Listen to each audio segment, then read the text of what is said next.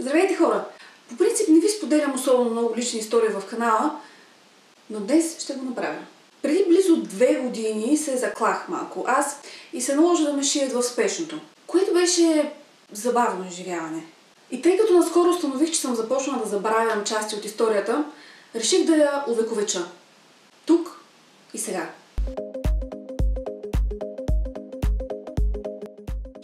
Бих една голяма стъклена купа, изплъзна ми се и ми сряза мощно котрето, или както казваме в Габрово, котрето.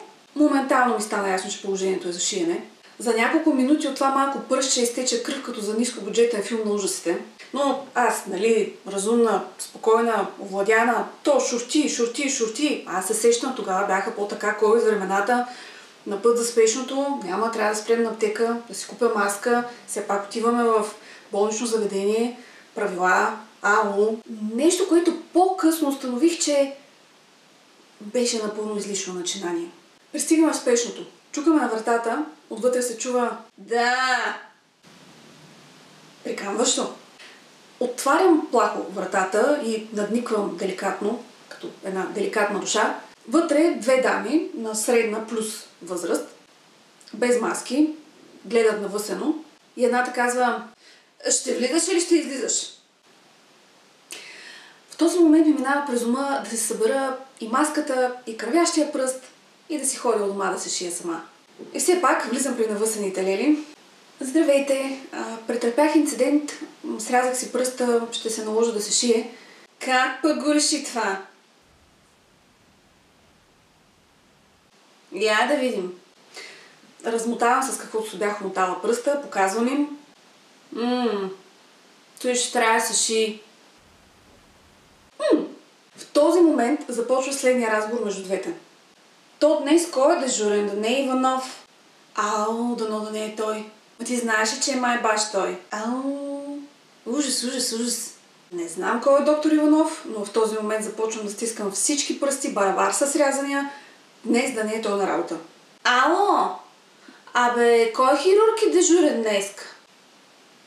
Не смея да помръдна, да не урочасам нещо. Само гледам в една точка и се моля да не чуя Иванов. "Да, тук има един пръст за шиене." Един пръст за шиене. Да. Той сам долази до спешното и помоля да го шиете. "Не е ли Иванов днеска?" Димитров. Добре. Кажи му да се готви." Нямам представа кой е Димитров, но звучи по-добре от Иванов. Ужас. След няколко административни стъпки, гарнирани с подписване с мощно кървяща ръка, поемаме към хирургичната стаичка.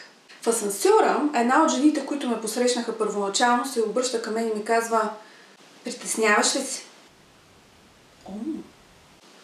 Много е странно. Такива моменти са малко като дупка в матрицата. Един същи човек те посреща с "Ще влизаш или ще излизаш?" А след това те пита почти с загриженост: "Притесняваш ли се?" Човешката природа е дълбока работа. Съвсем искрено отговарям, че така или иначе трябва да минава, няма какво да се притеснявам. И след това виждам хирургичната стаичка.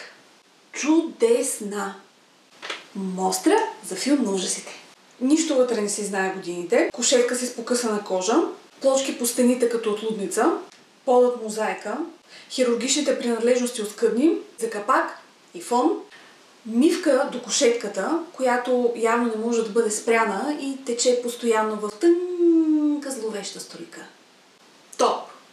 Както и да е, лекарът дойде, доктор Димитров, голем пич. Разпитваме неща, да ме разсейва, разказваме истории. Само дето не извършваше манипулациите с най-голямата доза увереност. Освен, че ръцете му леко потреперваха, което винаги е чудесен индикатор за топ хирург, май нещо диоптрите на очилата му не бяха съвсем на тъмън.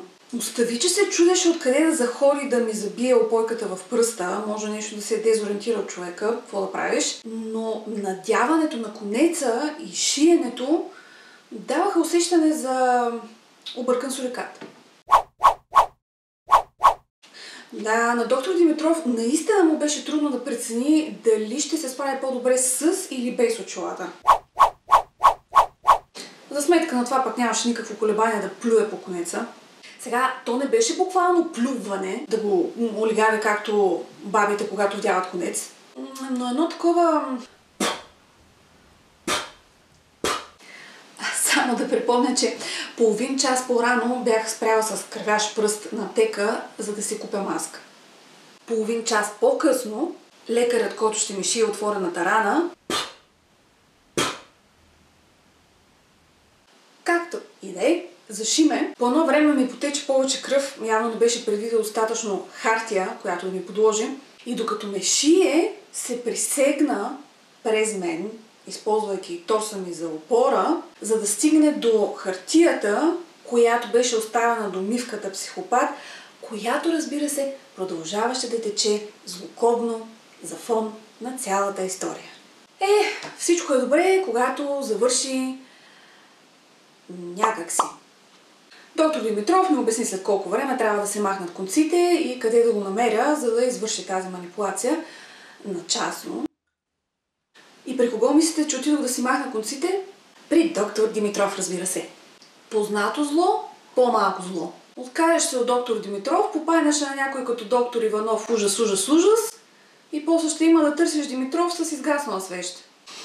И все пак, ако знаех какво ще представлява махането на конците при доктор Димитров, наистина просто щях да си ги махна сама с лявата ръка. Не си изми ръцете, не си сложи ръкавици и ме работи без дезинфекциращо средство. Вълнуващо! Да не говорим, че като ми сряза конците, което отново беше изпълнено като объркан сурикат, като сряза конците ми текна кръв. В първия момент не бях сигурна дали не ме заклана ново и всичко трябва да се започне от начало. Легни на кушетката, чакай да се пресегна за хартия. Няма проблем. Не ме беше срязал. Всичко точно. Близо 2 години по-късно пръстът ми е почти като нов. Още няма нормална чувствителност, ама тези неща са надценени. Друго искам да споделя.